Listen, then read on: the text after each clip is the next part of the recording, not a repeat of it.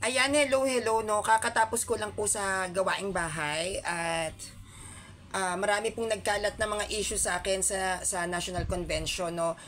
Unang-una, yung kumakalat na naman na issue sa akin sa National Convention, ako lang po ba yung pumunta?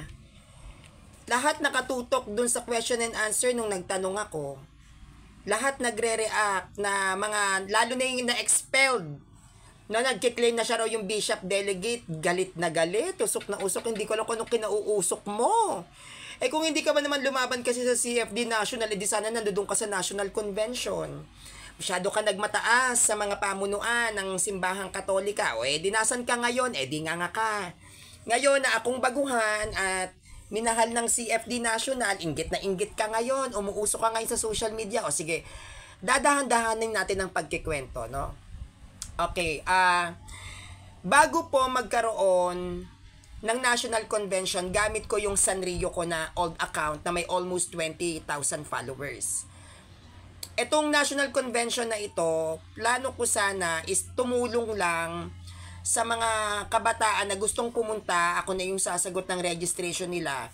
Kasi ang pagkakaalam ko noon, ang National Convention na nagaganap sa iba't ibang panig ng Pilipinas ay para lang sa mga member ng CFD org. Ngayon, nagdesisyon ako no na total baka hindi naman ako makakapunta ng NatCon, tutulong na lang ako sa NatCon na makapagpapunta ng mga kabataan. Kasi yung mga host dyan, kuya at ate ko, yung nag-host dyan si Kuya Emmanuel La Chica Lumibaw, tsaka si ate Telma Rosales. So bilang pagsuporta sa kanila dahil mga kaibigan ko sila, nagpasya ako na gamitin yung mga naging ipon ko para ibayad doon sa mga kabataan. At yung nakapagpa-registered ako sa ibang mga youth, ngayon ang naging sistema po kasi, meron ako nakalaban na isang converted Catholic galing SDA na may tililing. So, sinabihan niya ako na ang pagdedebate daw sa sulpot, yan daw ang maglilid sa akin para mapunta ako ng impyerno. Syempre hindi naman ako papayag, 'di ba? Si Satanas pinipigilan akong dumebate kasi mapupunta daw akong impyerno. So, binungangaan ko siya doon mismo sa GC namin. Then nag-live ako kasi nagre-react yung mga sulpot, no, regarding sa NatCon, National Convention. Kasi kabado sila, ayaw nila ako papuntahin National Convention, hindi ko alam kung bakit. So dahil nagtatalak ako doon regarding naman sa mga memo na lumabas, yung babaeng si Kokey, babaeng Kokey na to na may saltik at aning-aning ay nagtatatalak. No? Sabi niya sa akin, pinahiya ko daw siya sa mga tao. Eh kung hindi ba naman po siya gaga, naka-live ako, nakikipagdebate ako sa sulpot, kokontrahin ako sa live ko. Ngayon binungangaan ko siya, ako sisisihin niya. Kung ayaw mo palang mabungangaan gaga ka, di wag ka dapat magsalita pag nagla-live ako, lalo na't kapag may kadebate ako. Dahil kapag ako ay nasa debate na, at kalaban ko lalo mga protestante, wala na akong sinisino-sino dyan dahil aral na yung labanan dyan, no? Ngayon nagalit, napikon. Tapos meron siyang nakalaban na isa sa CFD na may papel sa chapter ng Antipolo, no? Isang member ng CFD Antipolo which is naging kaibigan ko na ipinagtanggol ako dito sa babaeng praning na to. Ngayon ang ginawa ng babaeng praning na to, pinagbantaan niya yung kaanib ng CFD Antipolo kasi pinagtatanggol ako. So ang ginawa ko, pinagtanggol ko din naman yung nagtatanggol sa akin kasi syempre sinusuportahan ako eh. Sa galit ng babaeng praning na to sa akin, pinatrabaho yung Facebook account ko na may almost 20,000 followers. Hindi ko na ma-open. Actually, tinangka nilang i-hack, pero yung Facebook account ay nag-decide na i-auto-close. At hinihingian ako ng identification kasi yung pangalan ko kasi Don Sanrio, dapat daw real name at saka real address. Eh hindi ko naman pwedeng ilagay doon yung real name ko, yung real identity ko. Sa dami ng death threats ko, baka anong mangyari sa akin. So, hindi ko na siya ma-recover. So, hindi ko na ma-recover, yung tinanggap ko na, hindi ko na ma-recover yung Facebook account ko. Yung mga pinangakuan ko sana na makakapunta ng NatCon, ay hindi ko na napapunta sa NatCon. Actually, ang dami dapat namin na pupunta. Pero, ang nakapunta sa NatCon, under ng grupo namin, nasa 10 kami. No? Kung i-estimate lang natin, 10 lang kami. So, nung Nung hindi na nga, yung sinabi ko na hindi na nga siya makukuha o mababawi yung Facebook ko, tinanggap ko na yon. Kaya marami pong hindi nakapunta dahil sa ginawa ng babaeng dinosaur na yan. So, yun na. Sarado na yung close na yung account ko. Gumawa ko ng bago, itong Sanrio Adams. Then, after that, habang umuusad yung panahon, nag-decide na ako na wag na lang pumunta at ibigay na lang yung ipapamasahe ko doon sa mga kabataan na gusto talagang sumama sa National Convention. Pero pinigilan ako ng mga admin ko at ng mga Katoliko na written debater, kailangan daw talaga akong pumunta. So, wala akong choice. Kasi yun yung gusto ng tao, makita ko sa NatCon. Gusto nilang makita daw yung reaksyon ng mga taong makakakita sa akin kung ano yung itsura ko, ano ugali ko, o gusto nilang makita kung paano ako gumalaw sa totoong buhay. So, sige, sabi ko, pupunta ako. Pati yung ibang pupunta ng NatCon, sinabi sa akin, Sanrio, pupunta kami, gusto ka namin makita. So, sabi ko, sige, pupunta na lang ako. So, meron akong isang admin, si Ate Lovely Dison, na nagsabi na, Sanrio, luluwas ako ng Martes, magkita tayo sa Manila, tapos para hindi ka na rin mahirapan ng pag-i-stayan, mag-hotel tayo. At least, kinabukasan nun, pupunta na kami ng NatCon. But sadly, nagkaroon ng problema sa airport, kaya hindi po kami natuloy. So, Linggo siya dapat luluwas. Kaso ako, naisip ko, hindi ako pwedeng Sabado umalis kasi kakain ng 12 hours yung biyahe ko from here sa lugar ko hanggang sa Antipolo. So, problema ako kasi yung pinsan ko talaga, nabayaran ko na yung NatCon registration niya. Pero dahil sa kakulangan ko ng budget, nag-decide ako na wag na siyang isama. Na ako na lang dapat ang pupunta. Kaso, wala akong mapag-i-stayan. Ang tanging choice ko na lang is maki-stay sa kanya, sa kanila. So, nung pag-chat ko sa kanya, sinabi niya sa akin, no, a few weeks ago, na nasira na yung cellphone niya. So, hindi siya makakapag-reply sa akin. So, yung nag-chat ako, hindi siya nag-reply. Nakapag-reply siya gabi na lang. Timing naman, buti, yung nag-reply siya, online din ako. So, nag-usap kami. Sabi ko, magpaalam ka sa parents mo, sasama ka sa akin sa National Convention at baka pwede ako mag-overnight dyan sa inyo. So, yun, welcome naman din ako. Doon ako natulog ng Sunday, ng Friday at ng Sunday, pati hanggang kinabukasan, umuwi na ako, no? So, sabi ko sa pinsan ko, sige, total, nandito na rin naman ako at delikado kapag mag-isa nga lang akong babiyahe dahil ang dami kong death threats, abangan daw ako pagbaba ko ng bus, ganito, ganyan, ang dami kong death threats. So, sabi ko doon sa pinsan ko, sige, sumama ka. Sabi ko, bahala na si Batman kasi 800 pesos na lang yung pera ko noon eh.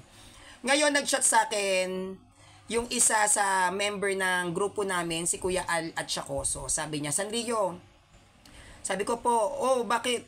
May kasabay ka na ba? Sabi ko, wala po. Sinong kasama mo? Baka ako lang po mag-isa. Kasi dapat ako na lang talaga mag-isa yung babiyahe kasi yung pinsan ko bala kong paunahin. So, sabi ng pinsan ko, hindi raw niya kaya mag-isa, nahihiya siya. So napilitan akong isabay na lang siya. So, pupunta kami ng NatCon na magkasabay. Sinabihan ako ni Kuya Al at Chacoso na magkita tayo sa ganitong lugar, dito kita susunduin. Ako nang bahala sa iyo papunta ng Antipolo. Ang mahalaga, safe ka. So, pumunta ako, nag-travel kami. Ako, pinsan ko, tsaka si Kuya Al at Chacoso, nang nakakotse, kotse ni Kuya Al at Chacoso, papunta ng Antipolo.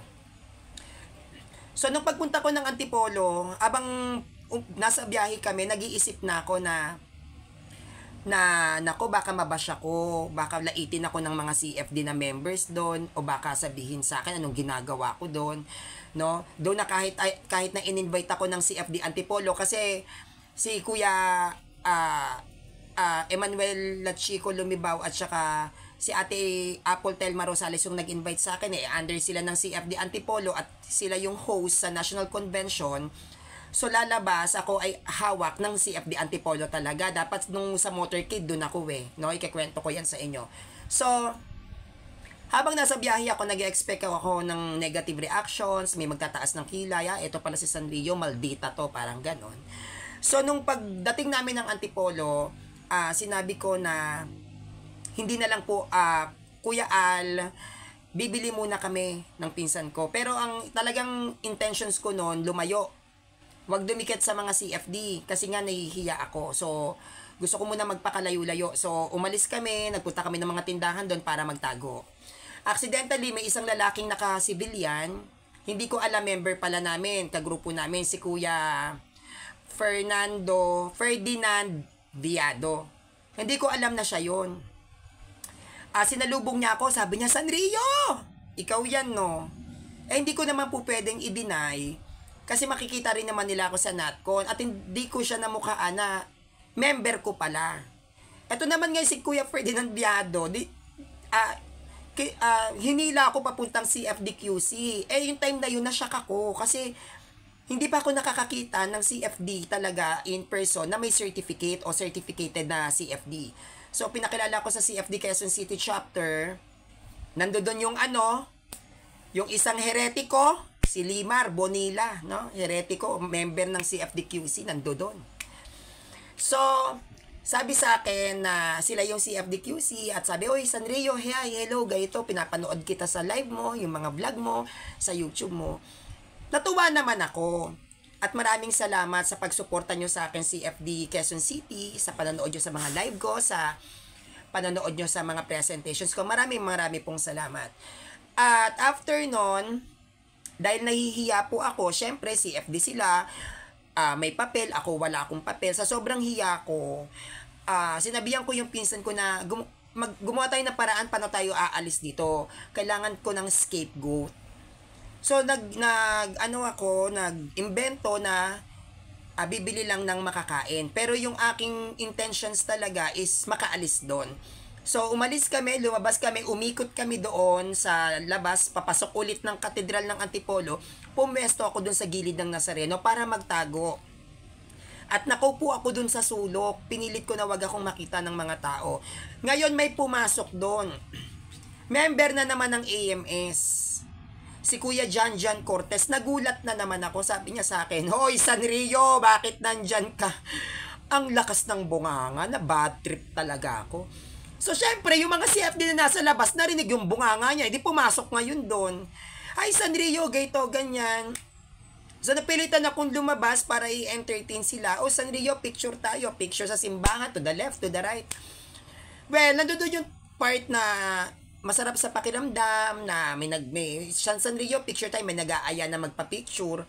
Masarap sa feeling, but sa kabilang banda nakakahiya din kasi first time ko rin naman naranasan yung nahihiya ako sa kanila. So after noon, sabi ko lalabas lang po muna ako kasi parang may nakalimutan akong bilhin. Yan yung lagi kong dahilan eh. So lumabas na naman ako, kasama ko yung pinsan ko. Hinahanap ako ng mga member ko, yan si Arkshatel Gabriel Fernando. O Sanrio, nasan ka na? Nandito na kami. Sabi ko, basta dyan lang kayo. Dito lang muna ako, magtatago lang muna ako, sabi ko sa kanila. Hanggang sa nung nagtipon-tipon na sila, nandun sila sa gitna ng katedral. At alam ko na nandun na yung mga grupo ko. Tsaka na ako lumapit. At yung paglapit ko doon ko nakita sila Kuya Wendell Talibong. Doon ko na nakita yung mga kilala at sikat na CFD. Well, yung iba talagang nakipagdumugan. Picture tayo, ako hindi. Tinignan ko lang sila sa malayo. Gusto ko lang silang makita. Sabi ko nga noon Lord, thank you, nakita ko sila, masaya na ako. Kaya nga sabi ko sa pinsan ko, parang gusto ko nang umuwi, nakita ko na rin naman sila wala na rin namang sense para mag-stay. So sabi ng pinsan ko, wag. Tuloy tayo, tuloy kahit mainit, tuloy daw. O sabi ko, sige, tuloy. Ngayon, eto na, motorcade na. Kinausap ko si Kuya Emanuela Chica Lumibaw, yung isa sa host ng National Convention. Sabi ko, Kuya, meron silang mga banner ng CFD. Saan kami pepwesto? Saan ako maglalakad dyan? Nakakahiya kasi wala naman akong kakilala. Sabi ni Kuya Emmanuel, doon ka sa Antipolo CFD, doon ka lumugar, halika rito. Di ngayon, nauna si Kuya Emmanuel maglakad, nahuli kami. Sabi ko sa pinsan ko, dito na lang tayo sa pinakadulo. Para hindi rin tayo masyadong mapansin. Ngayon, di nasa likod kami, ang init, basang-basa ako ng pawis. Sabi ko, dito kami sa likod. Habang nasa likod kami, kasi nga nagtatago kami dun sa mga CFD. Sabi ko, sana walang makapansin. Pangalawa, sana safe kami kasi public place yun, motorcade yun nakabilad yung mukha ko May sumisigaw, ang ingay. Sanrio, ganun. Pagtingin ko, yung sasakyan na sinakyan namin papunta, which is sasakyan ni Kuya Al at Chacoso, nandoon pala lahat ng member ko. Sumakay ka rito, ang init-init, huwag ka magpakahaga dyan, sakay! Eh di syempre sumakay na ako, no? Hindi na ako umechos-echos kasi nagtatago nga ako eh, para hindi nga ako masyadong ma-expose eh.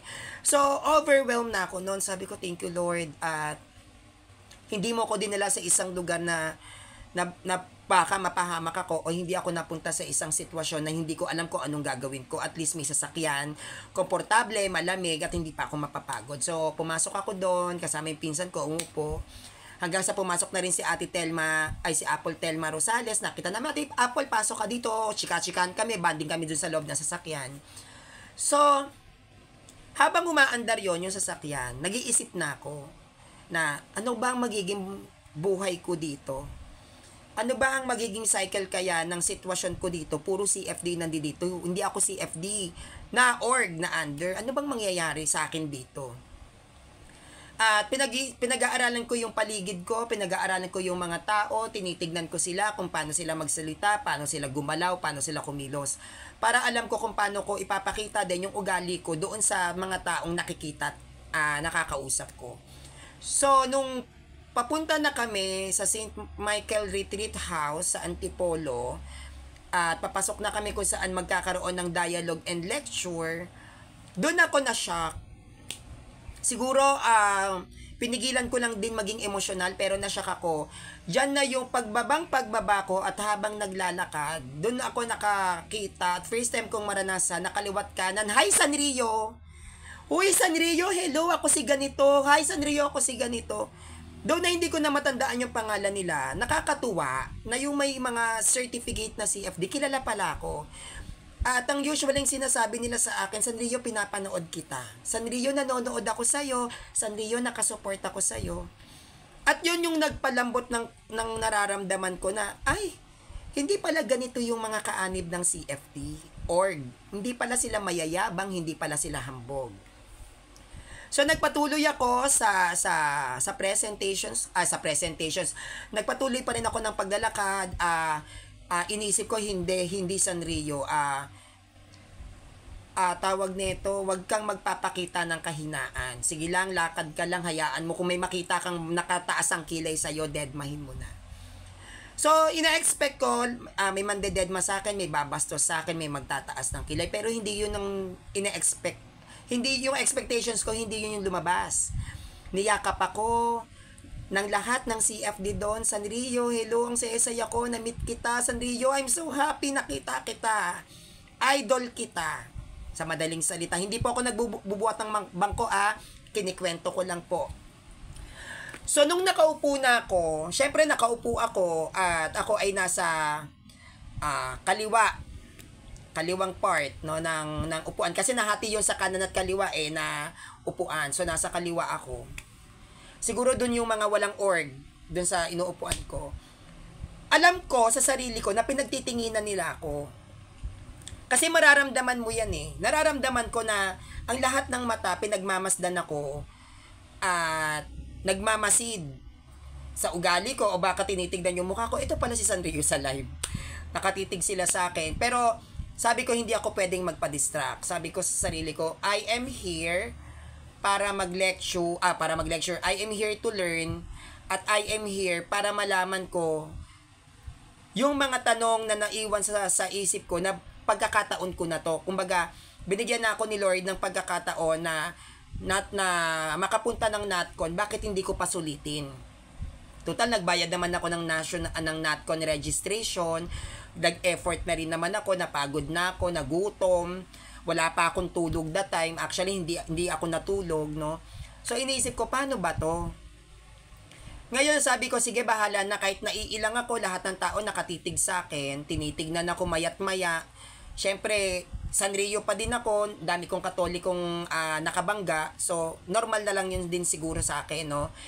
Sabi ko, bibigay ko na lang yung best ko para maintindihan yung mga turo at para ibibigay ko yung best ko para marinig naman nila kung ano yung tanong ko. Kasi sabi ko, gusto kong makilala nila ako dito sa NatCon. Kung anong klaseng personality meron ako. So, nagkaroon ng tanungan sa unang tanong kay Kuya J. Aruga, no, at hindi ako natawag. Actually, doon sa mismong National Convention, ako yung unang nagtaas ng kamay. At sadly, sa dami ng taas ng kamay ko, hindi talaga ako natawag, puro doon sa kabila. So nagtaka yung ibang Katoliko na kasama ko, kahit yung mga hindi ko kakilala, na Sanrio, bakit hindi ka nila tinatawag?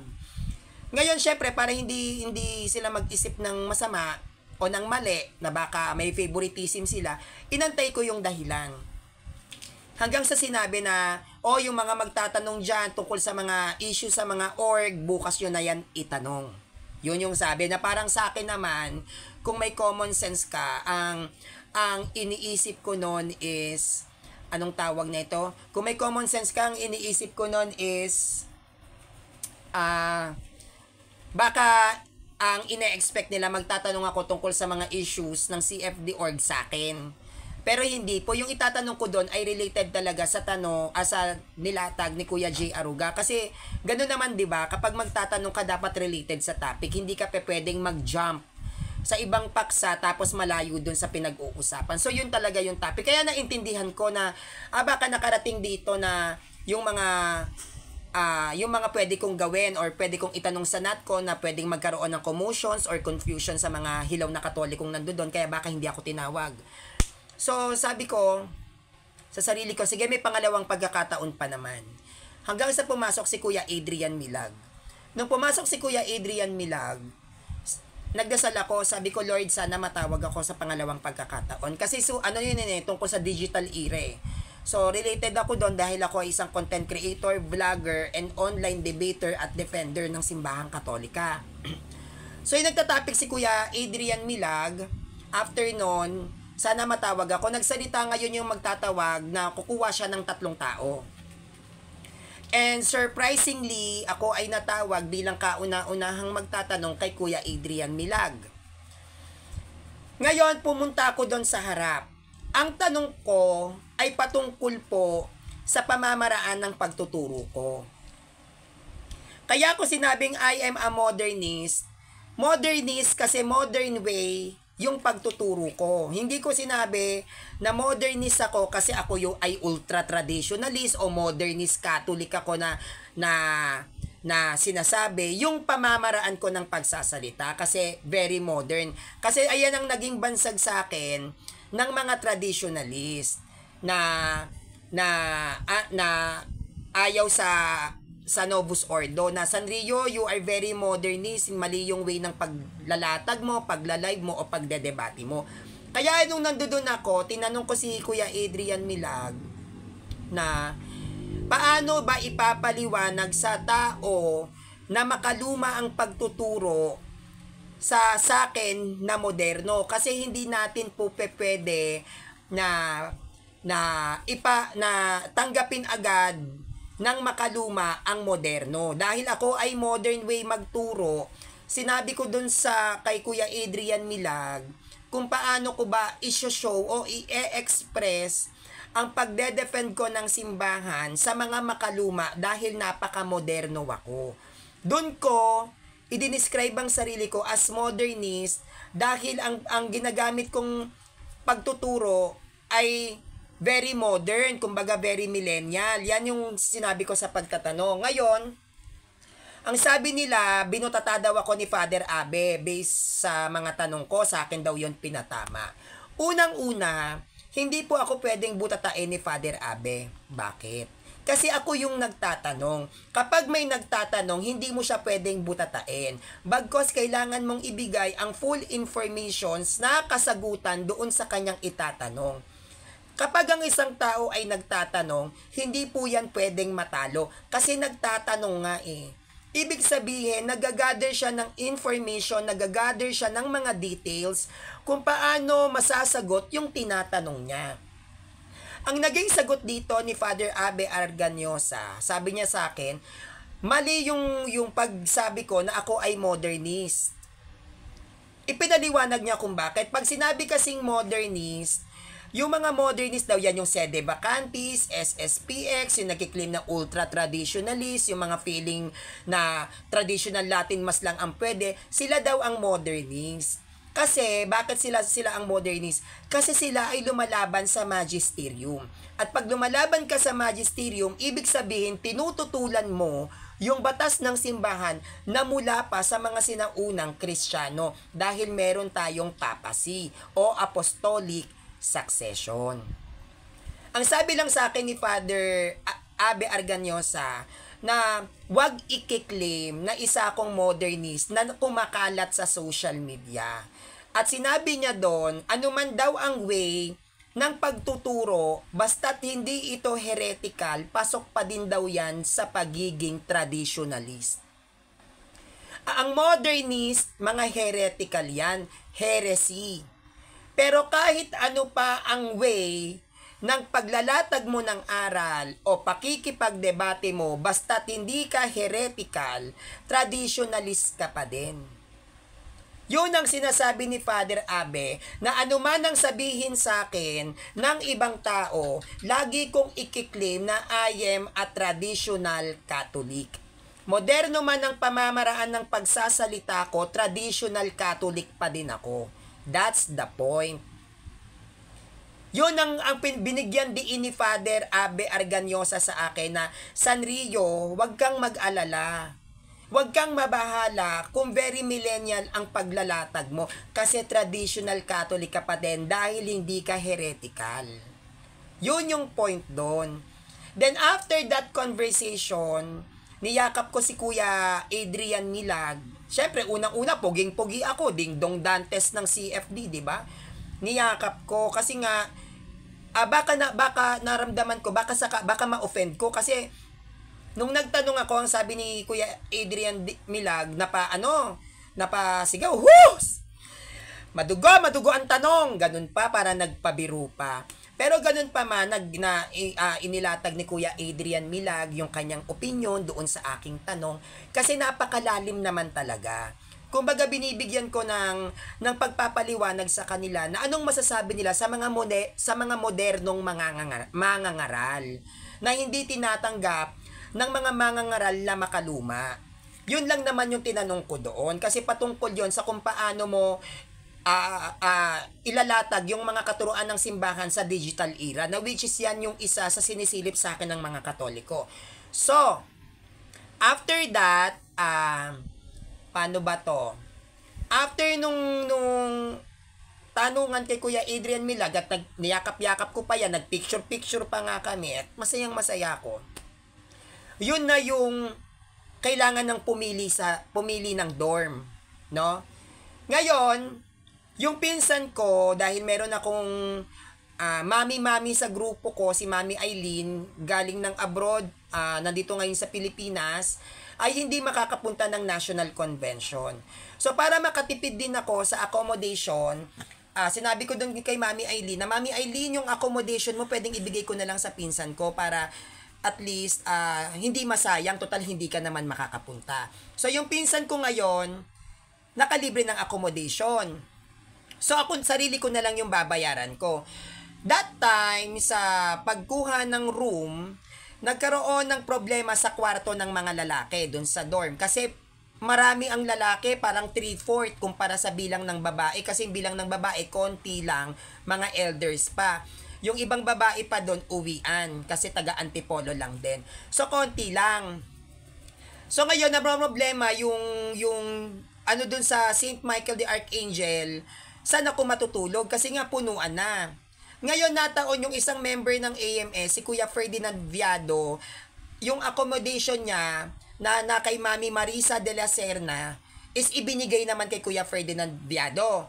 Ngayon itong si Mami Marisa, babae, yung registration niya nasa babae, kasama sa bilang. Kasama sa bilang yung sa babae. So namang problema, sabi nila, naku kuya, babae yung yung kumuha ng accommodation, hindi ka naman pwede sa babae. So, ang ginawa ko, nagsuggest ako. Na which is, nandoon din naman yung mga makakasama ko sa dorm na, sige, ganito na lang po, sabi ko, Kuya Ferdinand Viado, nasa iyo yung accommodation ni Mami Marisa, nasa babae. Ibigay mo sa akin, ibibigay ko sa iyo yung pambayad mo sa dorm para doon ka sa lalaki. No? At bago ako magkwarto doon sa dorm ng mga babae, tinanong muna kung okay ba o komportable. Actually, may doon sa pagpasok ko sa dorm, may mga magmamadre pa yata doon. No, very conservative, nakabelo-belo pa. Ngayon nung pumayag yung mga babae na, Sandrio, oo naman, ikaw pa ba? Sino ba namang ayaw kang makasama sa loob ng kwarto? Sige, doon ka sa kwarto namin. So pumayag, umagri yung mga kababaihan na makasama nila ako sa iisang kwarto. At nung nandun na ako sa kwarto nila, no, dahil wala pa naman yung iba hindi pa masyadong puno yung kwarto namin dahil lumabas nga yung mga babae, sinabihan ko yung pinsan ko na maligo na kami. Bakit? Kasi gusto ko kapag nag-CR ang mga babae, wala na ako doon. Kasi ginagalang ko pa din ang privacy ng kababaihan dahil hindi naman ako babae. Kaya ang ginawa ko, pinauna ko yung pinauna ko yung sarili kong maligo. Tapos kung maligo at nakabihis na ako, at saka dumating yung mga babae, tsaka sila nagpunta ng CR. Kaya hindi ko sila nakakasabay sa CR. Now, kinabukasan, syempre matutulog, no? Maaga kami natulog doon, siguro nasa 9 p.m. pa lang tulog na kami, no? Talagang sinamantala ko yung matulog kasi alam ko kinabukasan, tagtaga na naman yan, syempre aral again. So kinabukasan, gumising ako ng 6 a.m. Ginising ko yung pinsan ko, sabi ko habang wala pang tao sa CR, maligo na tayo. So pumunta kami ng CR, doon may mga babae na doon na siguro nag-toothbrush. So nagilamos muna ako, nakiramdam ako kung may tao. Hanggang sa naligo na kami magpinsan, inunahan ko na yung mga babae kasi yung mga babae sa dorm namin tulog pa. So nauna na kami. So meaning to say, pagtapos naming maligo, at saka pa lang sila maliligo, may mga dala na silang tuwalya. So, hindi ko sila nakasabay maligo. So, naligo ako nang walang tao. Kaya nung naliligo na sila, nasa labas na ako ng dorm, hinanap ko na yung mga kaibigan ko na mga lalaki na nandun naman sa dorm ng lalaki. No? Kasi privacy pa rin yun So, nung kami ay nasa baba na, nandun na kami sa session hall kung saan nagtuturo, may CR din doon, kaya lang hindi na ako nag-CR doon sa dorm namin kasi medyo malayo. Sayang yung turo pag hindi ko naabutan. So, nag-CR ako doon sa CR ng babae. Bakit ako nag-CR sa CR ng babae? Kasi every time I attempt na pumasok sa CR ng lalaki, may mga lalaking umiihi. Hindi ko nagginusto na mag-CR pa doon sa CR ng lalaki kasi mamaya anong isipin sa akin? Una, CFD ako. Pangalawa, mga lalaki sila. Bakla ako. Ayokong isipin sa akin ng mga lalaki na baka bosohan ko sila. O baka isipin nila si Sandrio nandito, manyak to. Pwede, kasi lalaki sila, umiihi sila doon, mga nakatayo lahat. Diba? Tas dadaan ako sa gitna, syempre makikita ko silang umiihi. Ayoko silang ma-intimidate, ayoko silang mailang. Kaya ang ginagawa ko, kapag nakita ko yung CR na babae na walang tao, tsaka ko iihi. At madalas naman talagang walang tao yung CR ng babae doon kasi konti nga lang yung babaeng dumating. Konti lang yung babae kumpara sa lalaki kaya laging may tao sa CR ng lalaki. Kaya doon ako nagsi-CR sa babae. Nagsi-CR ako sa CR ng babae hindi para sabihing babae ako. Natulog ako sa dorm ng babae hindi para sabihing babae ako.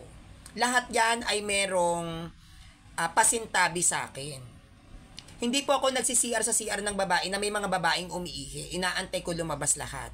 Pag wala ng tao, tsaka ako papasok. Kasi CR nila yun Nakiki-CR lang naman ako. At yung point doon, hindi naman yung karatula na for ladies comfort room Kumbaga, pag may babae at ako ay isang transgender, hanggat may babae sa loob, iintayin kong maubos. Kasi CR nila yon. So, kapag wala ng tao doon, tsaka ako pumapasok sa loob ng CR ng babae, kahit po sa mga mall. Hindi po ako pumapasok at nakikipagsiksikan sa CR ng mga kababaihan kapag marami, lalo na't kapag may tao. Kaya ang ginagawa ko, pumapasok ako sa mga fast food chain, halimbawa sa Jollibee, sa McDo, doon ako nakiki-CR kasi yung CR doon unisex. Kasi ayoko din may ma-offend na elders, baka mamaya yung elders hindi siya modern mag-isip, 'di ba? Ma-offend ko siya o bakit meron ditong trans, hindi ka babae, iha, labas ka. Ayokong maka-offend. Kaya ang ginagawa ko, lumalabas ako ng loob ng CR kapag meron ng tao. Hindi ako nagtatagal. Kasi kahit naman sa loob ng CR, hindi rin naman talaga ako magtatagal kasi ang ginagawa ko lang doon, iihi lang talaga. Kasi hindi naman ako nagsasalamin para mag-makeup. Hindi po ako nagme-makeup. Kasi nagkaka-rashes yung mukha ko. Tingin ako sa salamin kasi yung buhok ko. Titingnan ko baka mukha na akong bruha. Yun, itatali ko lang na maayos. Labas na ako. Hindi po ako ganun ka-arte o kaselan sa katawan ko. Nakita naman din ako ng mga tao doon sa National Convention. No, yan yung issue sa CR. Then, after that, nagpaplano na ako na i-open up yung mga naging issue ng ibang mga member ng CFD org sa akin. Gusto ko siyang itanong. At habang tumatagal, habang niyayakap ko si Father Abby Arganyosa, si Father Franz Villegas, yung mga ibang paring nandoon, habang niyayakap ko sila, lumalambot yung puso ko kasi dun ko naramdaman yung holiness. At ang unang saya at unang galak na naramdaman ko, yung nakita ko si Kuya Wendell Talibong, yung niyakap ko siya, nakaramdam ako ng tatay. Nakaramdam ako ng ama nung niyakap ko si Kuya Wendell Talibong, na yung pagyakap niya sa akin, totoo na mahal kita Sanrio. Si Father Abby Arganyosa, nakita nyo sa mga pictures ko, di ba? Yung niyakap ko siya, parang sinasabi niyang, Sanrio, I love you, don't worry, nandito kami. Kaya lahat ng pictures ko doon, hindi yun fabricated, hindi yun fake, totoo yun. Masaya ako na na-meet ko sila at na-encounter ko sila. Kahit yung mga CFDing nandoon, masaya akong makilala silang lahat. At during that time, merong isang nanay, si Mami Mami Feli, no? Kinausap niya ako na sabi ni Mami Feli, Sanrio, ako nga pala si Mami Feli mo, alam mo ba, idol na idol kita, idol ka ng mga apo ko, ng mga anak ko, kilala ka ng asawa ko, ng buong pamilya ko, kilala ka. Nashock ako. Doon ako naka-experience na yung mga hindi ko kakilala, kilala ka. First time kong ma-experience on. First time kong ma-experience na, Sanrio, pa-picture naman, pangarap kong magka-picture kasama ka. Mga first time ko yan. Hindi po ako nagbo-boost, kinikwento ko lang yung feeling ko ha, kasi first time ko din naman eh. First time kong maka-encounter ng ganun, magregalo sa'yo ng personal, magpa-picture sa'yo ng personal na, Sanrio, pa-picture sa'yo, lodi kita, gusto kitang defender, hilahin ka, i-ambush ka, yan si Kuya Emmanuel at Chico Lumibaw, si Ate Apple Telma Rosales, yung CFD Masbate. First time kong ma-ambush ng Sanrio, video, kahit mga ilang seconds lang, masaya na sila, at masaya din ako na naibigay ko yung mga bagay na magpapasaya sa kanila. Doon na nahihiya ako kasi first time ko din maka-encounter ng gano'n na pinagtitinginan ako ng mga CFD na. Tingnan mo si Sanrio, doon pa sa gitna nung biro na sa gitna kami ng location, nandoon ako, nagsasdag ko, kukuda ako mag-isa, naka-video sila, di ba? Doon na naiilang ako, ang nasa isip ko is, kailangan kong gawin kung ano ang hinihiling sa akin ng tao kasi sinusuportahan nila ako. Kaya, hinayaan ko, sige, kahit nahihiya ako, nilakasan ko na lang yung loob ko, kinapalang ko mukha ko, naka-video, dak ang lola mo, hinayaan ko yun. Until na matapos ang National Convention. Umuwi ako ng National Convention na masaya, na maliwanag ang isip ko, na may peace of mind. Ngayon, naglabasan ngayon sila Alvin Gitamondo, no? Binibira na naman ako. Actually, I'm so used to it. Nakakaumay at nakakasawat at paulit-ulit na lang na sa tuwing meron akong ginagawa na isang bagay para sa simbahan, lagi na lang may bashing. At sanay na naman ako, no? Kaya lang, natatawa na lang ako rito kay Alvin Gitamondo. Sinasabi niya na siya ay bishop delegate, sikat na sikat siya. Sikat na sikat siya, bakit niya ako pinag-aaksayahan ng panahon? Dahil hindi niya ba matanggap na napunta ako ng NatCon? Ang pagpunta ko sa NatCon, God's will yan. Maraming beses ako nagsabi sa sarili kong hindi ako pupunta dyan, but it's a God's will. It's not my will actually. It's the will of God. Kaya nga sabi ko, thy will be done eh. Kung yun naman talaga ang nangyari, ano pang gagawin ko? Nangyari na. Hindi po ba? Kaya kung hindi kayo natutuwa sa akin, nabibisit kayo sa akin, dahil sa nakikita nyo ko, kasama ko yung mga kilalang CFD, o mahal na mahal ako ng CFD organization, sila po yung awayin ninyo, wag ako. Dahil yung mga taong nakausap ko sa NatCon, yung mga taong nakausap ko sa mismong event na yon, sila po ang magsasabi sa inyo kung anong ugali meron ako sa personal. No? At oo nga pala mga kapanalig, no, ako po ay magla-live muna sa YouTube, no, kung may signal, or magre-record ako ng video at try kong i-re-upload na lang ito para meron kayo mapanood. Kasi na meron na pong bagong policy si Meta. Ang policy niya ay bago daw po makapag-live, kailangan 2-month-old na yung Facebook account mo dahil kakabuo lang ng Facebook ko mula dun sa pagkakahack, no, ng bruhang dinosaur. So ngayon pa lang din ako, hindi po ako pwedeng mag-live ng 2 months. So hindi po ako makakapag-live muna ng mga doctrines ng simbahan kasi medyo may kamahalan kapag naka-record sa cellphone tas i-upload sa YouTube. Well, pag-aaralan ko pa po kung paano naman makopya yung video sa YouTube para may upload sa Facebook kasi hindi po pwedeng mag-upload sa Facebook pag galing sa cellphone ko mismo yung record. So pag-aaralan, marami pa po na naman akong pag-aaralan para ma-transfer ko yung live ko sa YouTube papunta sa Facebook, or kayo na lang po yung pupunta sa Facebook para makita nyo yung mga live presentations ko, no? So ganoon na lang po yung mangyayari. So yun po, dinetailed ko lang sa inyo yung mga naganap at sobrang successful po ng National Convention. At sa nagtatanong po, ang next venue po ng NatCon ay gaganapin sa Cebu, June 13, Friday. So sana makapunta ako kasi medyo mahal yata yung pamasahe. So, total next year pa naman. So, mag-iipon-ipon na rin po ako. Kasi gusto ko din po namang makita yung mga magagaling na Katoliko sa Visayas. Kaya sana loobin ng Diyos na makapunta ako ng Cebu sa National Convention doon para makita ko naman din yung mga Bisaya na Katoliko na magagaling at matatalino. No, so yun lang po. Maraming salamat sa inyong mga kapanalig at please don't forget to subscribe on my YouTube channel, Sanrio TV. Lagi po nating tatandaan at lagi kong sinasabi sa inyo na you are not worthy to be called as Catholic if you cannot defend your faith and the Catholic Church. Yun lang po. God bless you. Magandang araw sa inyong lahat.